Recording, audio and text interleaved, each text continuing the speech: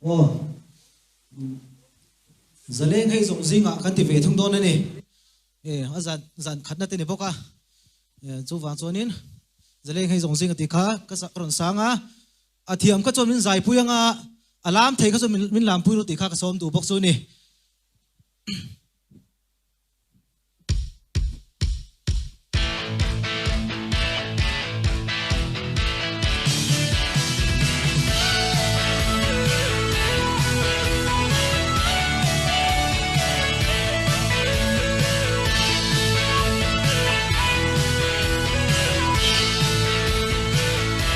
giờ lên hay dùng gì ngạ hiền mình nên thiam rèn đâu phải hùa ye giờ lên gì ngạ ta lung tung tu rèn đâu lại ơ suy lung ngã lên mày ôn chân chữ sẵn qua ta ghi nó thôi chỉ lấy là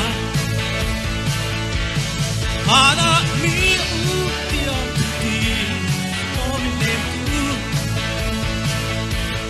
to ti than sei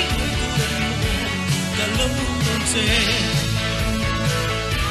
mana kan tia tu ti zong kha ti haider le si anan wa ke ai bia tu in han san kha Ermai mo ilaw na sayang suy lung na lên mai o nang chen su san qua trái gina thar ti lai la ana pi ya ti o min nem tu to ti thar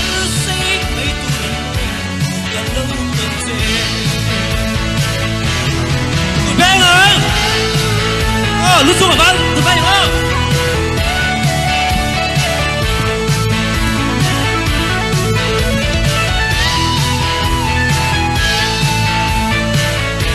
mà nằm gần kia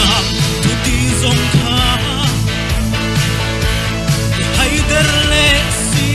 là luang e ai biết tu